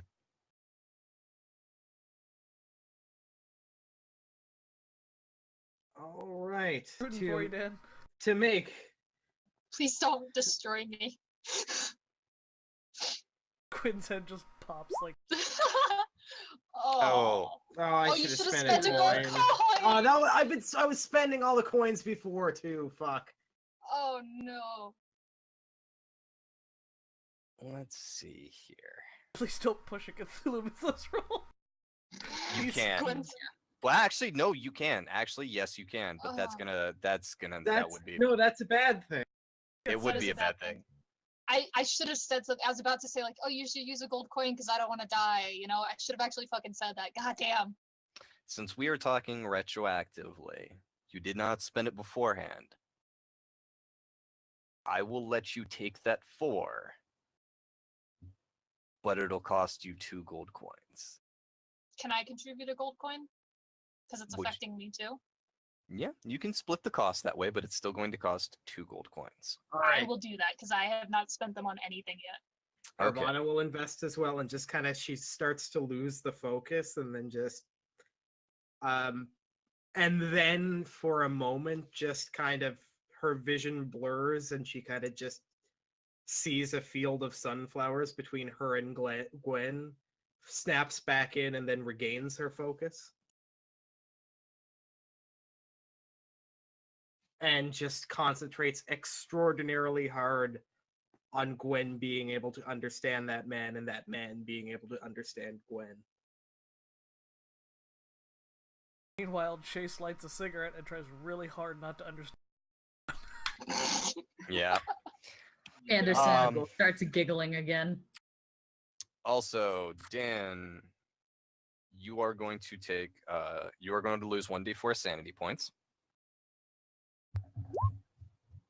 Oh, that's my luck right Yep. All right. That being said, you feel a strange sensation settle into your bones, Gwen. Almost like electricity coursing through your entire body, but mostly this deep discomfort in your jaw and in your jawline. It doesn't seem to be terrible. It's not painful. It's just uncomfortable.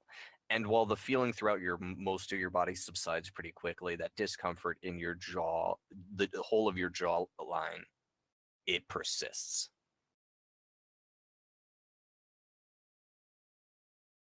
Gwen kind of lifts a hand instinctively and just kind of like rubs her jaw and tries to almost just subconsciously feel for a problem, but I'm assuming there is actually nothing that can be felt any different than normal, so she just kind of takes a moment and looks at Parvana and then is very unhappy with this and maybe probably should have thought twice about signing up for it, but at the same time she looks back at the guy and goes, "Can you understand me now?" Fuck. Is that a yes? The man once again sort of locks eyes with Gwen as the rest of the party hears Gwen speaking pitch perfect Khmer. Yeah, And Anderson. the man reciprocating. That moment. What's up with Anderson? She's just gonna be losing it at this point, just straight up laughing. Parvana kind of snaps the book shut and then just immediately kind of sits sits on the floor next to the bench that was set up earlier and just kind of begins rubbing her temples. You said this would all make sense. Look, I'm okay. All right. You can understand me now. Okay. First of all, just calm down. We're not gonna hurt you. Then she kind of knows in the back of her head that might not hold up, but whatever. We're not gonna hurt you. Look, I just want to talk to you. Are you demons too? No, we're not demons. We're actually trying to work against them. We're not on their side at all. You want to tell me anything about yourself? What? Well, just what were you guys doing here? We were doing our duty. Okay, what were your orders in coming here? We were supposed to. We were supposed to take the village. To do some damage. It's weak.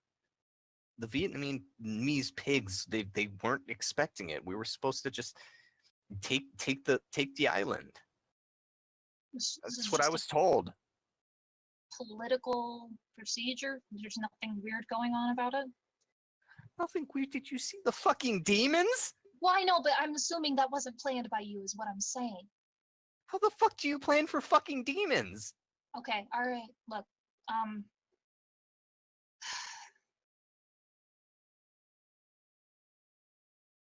so you're just here to take over the village. We were supposed to go for the island. It's important. There's a prison here. What do you want with a prison? I don't know. I'm a soldier.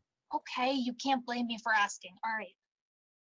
What were you supposed to do I was when a you took farmer the before this. Alright, calm down, please.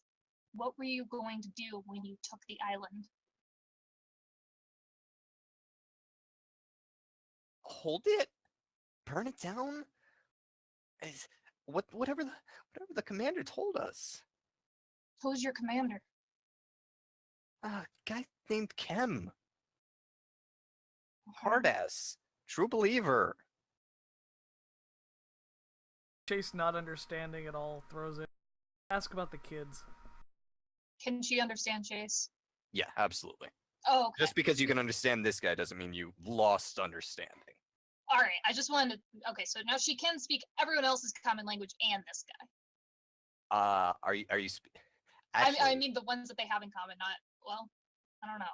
are you trying to speak to Chase? She would like to be able to. Yeah. If he's talking to her, she would definitely want to be able to understand him. Unfortunately, because of the spell, you're kind of stuck speaking Khmer for now. That's It's a kind bit of of what a I limited. It's a bit of a limited spell. thought. Okay. That being said, it's not going to last that long. So Okay. Well, shit. Now I want to ask about the kids, but I can't really just do that. again, you would understand what Chase has asked of you to ask about the kids. It's not just you can't really say to Or him, can't "Yes, talk I'll do that." back to him. Gotcha. Yes. All right. Then okay. Then she would kind of glance at him and then go back to the guy and go, what were you doing with the children, the village children? The children? Yeah. Didn't. I don't know. It was again, the commander ordered that we take them to the boat. We were supposed to meet somebody. They were gonna the plants on the island or something. I didn't catch all of it. Plants like vegetation plants? No, agents. Oh. We had people here. They sent up the signal way too early. What was We the were signal? The fires. We were supposed to attack at midnight, but they sent up the fires like at dawn, like 24, like 20, 30 hours early. Oh shit. They signaled for the attack way before we were ready. We Yeah. didn't have our time. Yeah, that wasn't them. All right. So That was what? yeah, don't worry about it. The shit wasn't going right for your guys. Chase takes a long drag on the cigarette, just flicks the ash off it, and then goes back to it.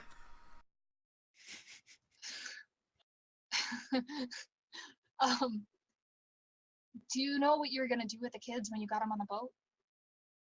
No. It's supposed, like I said, supposed wait for further orders. Again, we were supposed to meet some, I think, foreign intelligence types. The way Kim was talking about them, I don't. It's fucking weird, man. As I get into that fucking American slang, it was fucking weird. You know, I didn't sign up for this. I signed up to defend my home from the Vietnamese who were fucking in our territory, in our fucking farmlands. I didn't sign up for this. I didn't sign up for this fucking invasion. I didn't sign up for fucking water demons. I didn't sign up for any of this fucking shit. Dude, listen. Shut the fuck up. I know exactly where you're coming from. I understand. We're just trying to survive too. Also, while we've got a little bit of a break, either Gwen either Dan or Darby roll 1d10 for me, please. All right. Doesn't matter which one of you rolls it. Oh.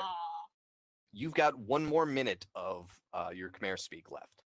Am I aware of it fleeting, or am I You can oblivious feel to... you can feel sort of the sensation start to dull from your jaw.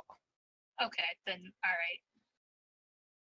right. She would kind of glance at Chase and not, I guess, not knowing immediately that he can't understand her. She just go like, "Is there anything you need to know?"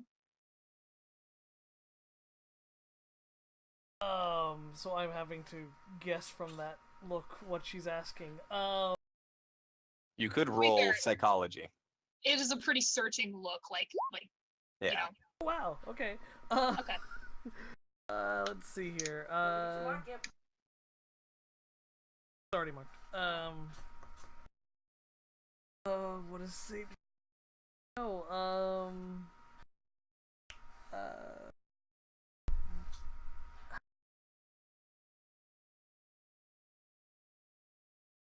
What does he know about the agents that he was supposed to... Can't do that, that's metagaming.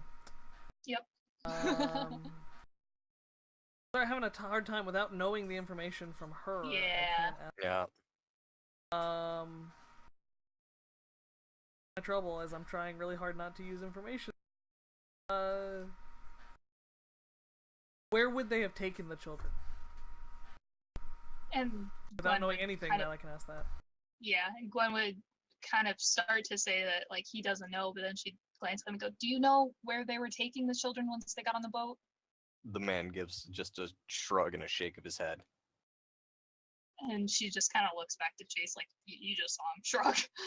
Yeah, I got it. And she looks back to this guy and she goes, fuck, hang on, I had a question on the tip of my tongue and I forgot. Give me a second.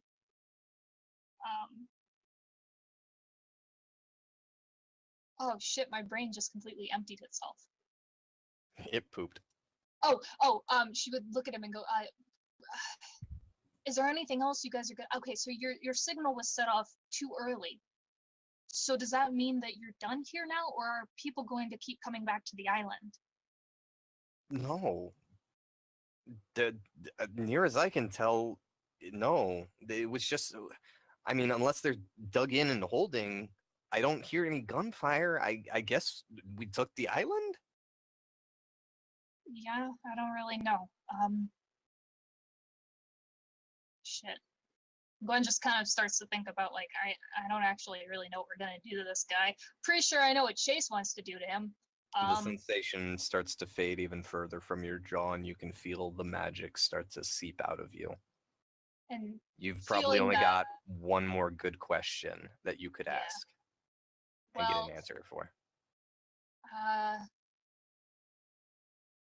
Well, I guess feeling that and kind of out of ideas, she would just look at him and go, "I'm really sorry that you got caught up in this, and I don't think I can talk to you much longer." What? What do you mean that you can't? And then as he says that, his language begins descending back into what had previously been perfectly understandable English for you, back into Khmer that just does not register with your brain, and you feel the last of the magic leaving you. It's not an entirely pleasant experience, but not painful, just once again uncomfortable.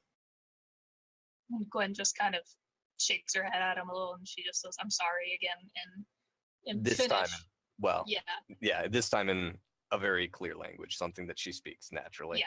yeah, and it would be in Finnish because she isn't. I don't know, just for the hell of it, because she's not really interested in that just being like. I don't know. She said it in Finnish. I have my reasons. And, Yeah, go right ahead. Hearing What did she say the in change Finnish? in language. she said, "I'm sorry" in Finnish, and just to kind of give this guy an idea that she's no longer communicating with him the way that she had been. Kind of turns towards. Got it? Gwen kind of slowly stands up and rubs the back of her head a little bit and goes, "Yeah, okay, so he said that they were supposed to come in and meet up with the foreign intelligence, which I'm assuming is the guy whose fucking faces flew off.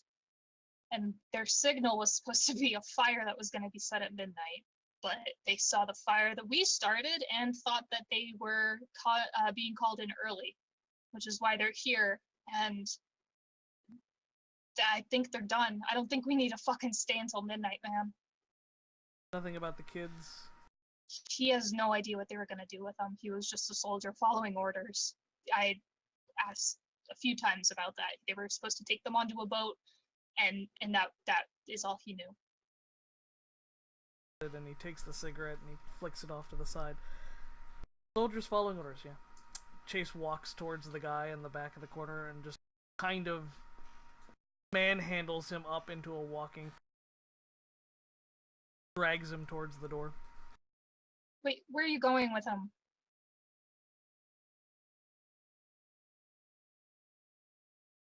Resist it all? I guess that's... He's resisting. He's as you drag him to his feet, he tries to twist away, but not very effectively. He is still very much bound And Chase is not being... and terrified. is not being gentle by any stretch of the imagination. Kind of a forced march at this. And they go outside the door into the pouring rain, and he shoves him down onto the ground so that he's now face to face with the woman from earlier. Hands bound, he can't really push himself back up, so he's kind of stuck, sort of rolling. He tries to roll away, very much pleading. Again, you recognize the fear in his voice. He's very much pleading with you in his native language as he tries to roll out of the gore. Chase doesn't need a psychology roll for that. He draws his gun. The man flinches away from the gun as if trying to avoid the barrel, but again, being little more than a fish out of water, he kind of flops ineffectively instead of truly avoiding the barrel leveled at him. Chase kind of looks back at the group to see if anyone's gonna stop him. If not, he just kind of looks back down and, in English, quite plainly, he says, "You're a soldier. Act like it." Gwen is not. She's just kind of standing frozen, like watching him. She really, like, out of all the people that she's watched this man kill, she really doesn't want this guy to die after she's tried to talk with him and calm him down and empathize with him and reason with him. And she feels like that kind of makes her an asshole than to just let him get carried off and shot in the head. But she doesn't really know what to fucking do, and so she's just kind of standing there looking at him with a face that very much says, like, don't fucking do that, but otherwise not really trying to stop him. Parvana is just rubbing her temples and just looks up and is just like, if you're gonna stop him, stop him. Don't make this for nothing. Chase, just, it's not his fault, man. Chase turns back. The gun's still pointed at the guy's head. I know. And he pulls the trigger. The man, having been pleading with Chase from the ground, goes still as a bullet enters his skull and exits into the mud, driving him still. Gwen kind of flinches at the gunshot before just, like, gritting her teeth and turning to go sit down and pull Rocket up with her.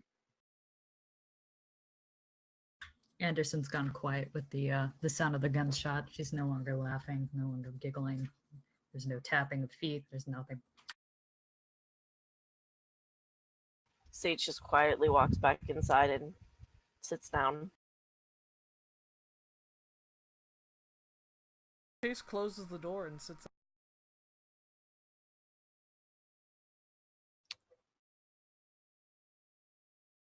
As the door closes, actually, the rain begins to lighten up, and in a few minutes' time, will clear completely, leaving a bright sun shining happily down on this scene of carnage.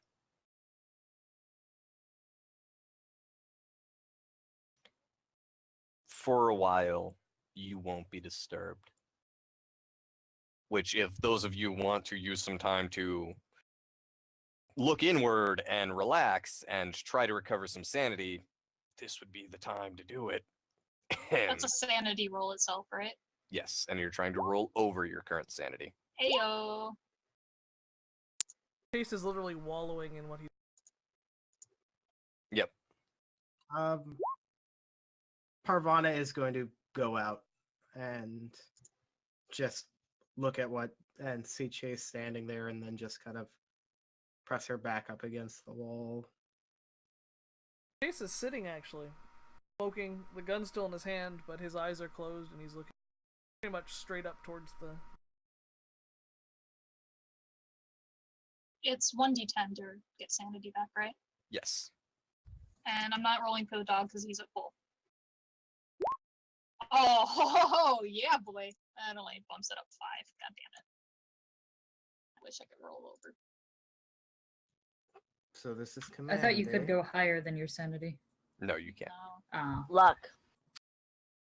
You can go higher than your starting luck. You cannot go higher than your starting sanity. Gotcha. Anyways, sorry to interrupt the scene. Killed the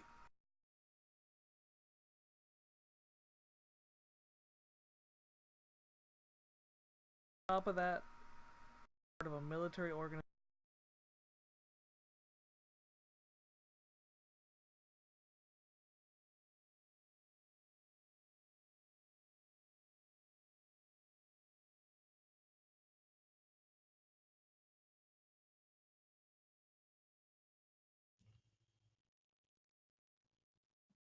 She looks correct.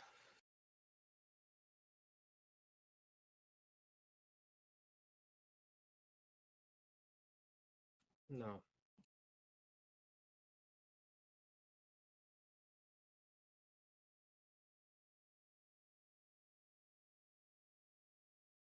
And you give him to the GI, so what? Take him to that prison, then what happens? Is that supposed to be a relief? Project Phoenix prison.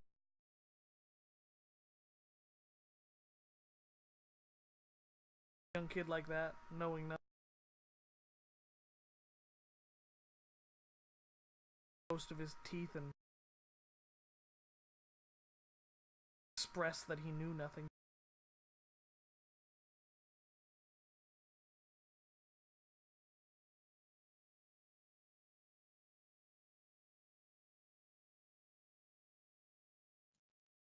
It's possible. I don't like this feeling. Too easy.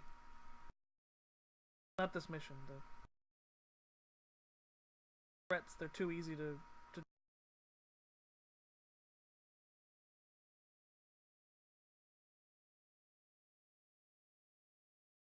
I have a worry, Chase. just one.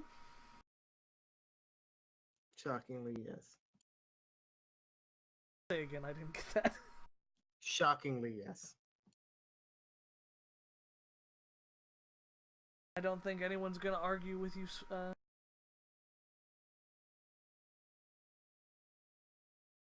We've been presented with a clearly inhuman threat. Makes it easy to respond with inhuman means.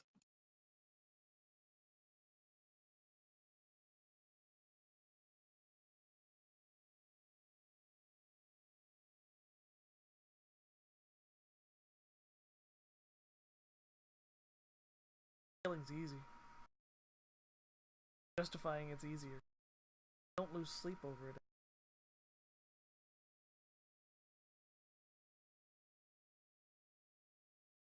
Shouldn't be this easy, should it?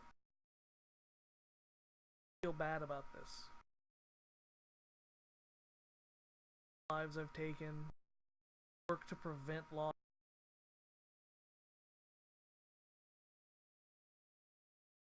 Why are you doing this, Chase? Being honest, or No, this here. You had a choice to go into this. You've, since Berlin, have been somebody who knew what this life entailed.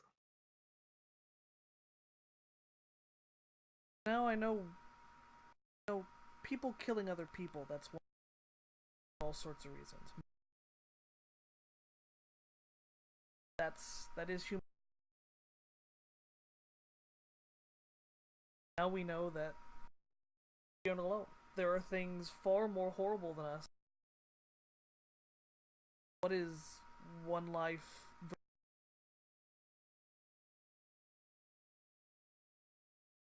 Are we worth?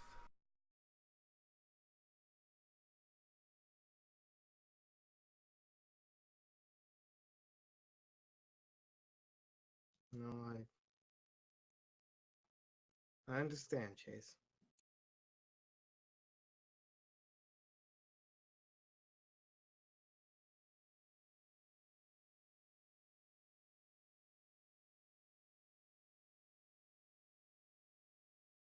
But I don't care if I can. Math. What's the line? Where do I draw it internally? A soldier is a soldier. What about a town? What about an island? What point is it accept stop a greater evil?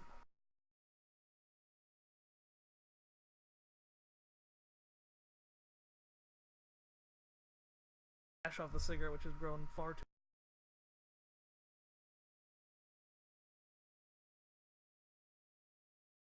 I don't know if I can keep doing.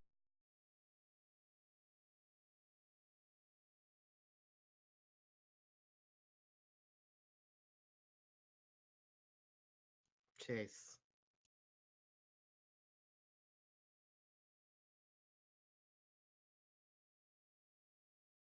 You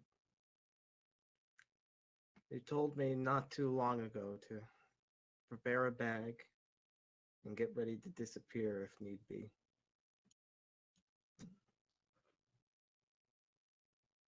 That was from the CIA. Can we run from what we're against now? Can we run from what we're allied with now?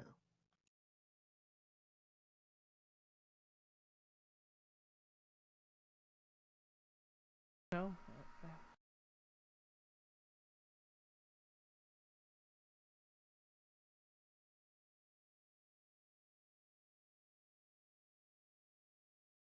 Happens at midnight. Been thrown into this position with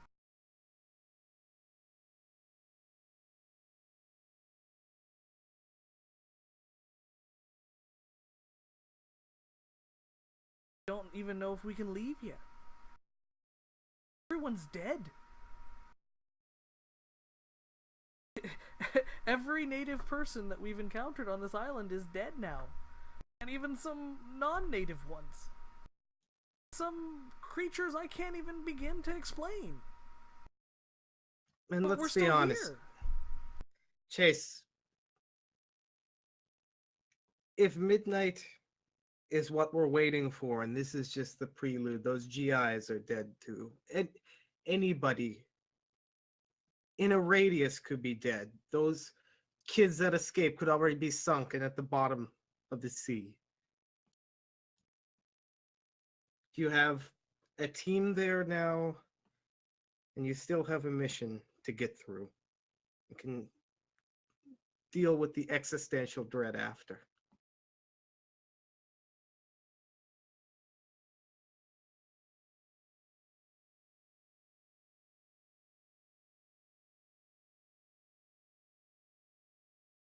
Thought And this we was have- the safe route.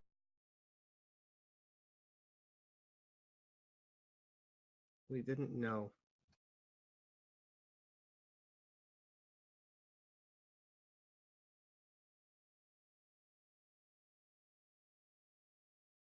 Chase, I know you're doing your best to ignore it, but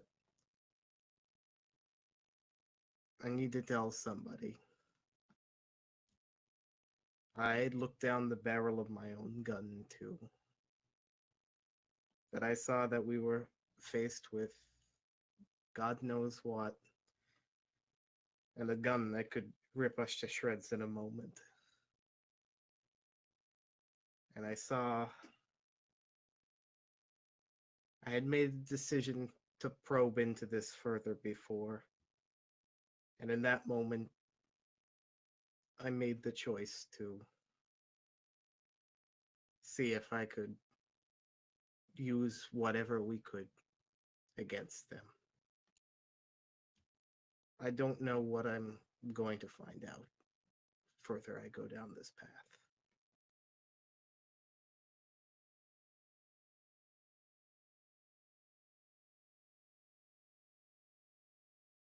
No idea what we're gonna find at the end. No. Suppose they're all pretty pissed off.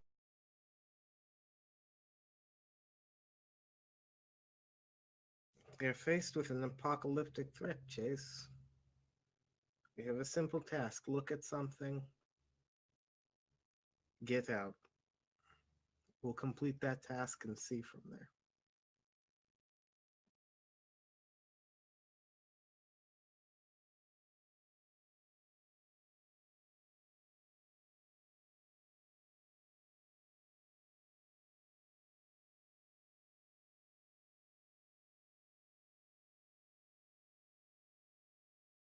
Why don't you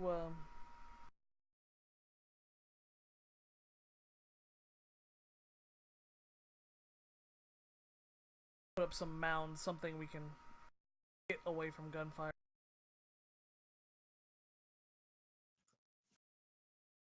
I'll see what I can find. I saw a few tools around when I was setting up the clinic. If it can be set up to take bullets out, it probably can be set up to stop them in the first place. Well, if we had bags, I'd say sandbags, but I don't know.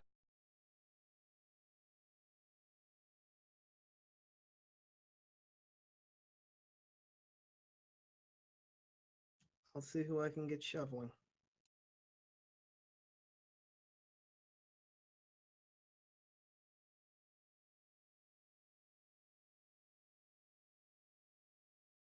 Chase, do what you need to do to get back right as you can get. At least until we're done this. I'm not going anywhere, Parvo.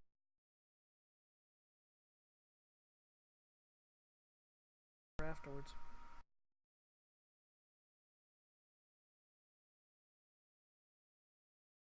Chase rounds the corner out of sight.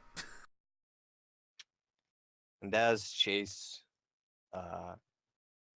goes ahead and begins to dig a grave for the village woman while Parvana heads back inside to speak with the rest of the group, I think that's going to be it for us tonight. Thank you all for showing up tonight. Thank you all for tuning in to another episode of The Shield Against Midnight. We always enjoy having you here and look forward to seeing you again on Sunday for Voices in the Wilderness, a 13th Age campaign. But that'll be it for us tonight. Have a good evening, everybody. Good night. Night. Happy thoughts. Night. Night.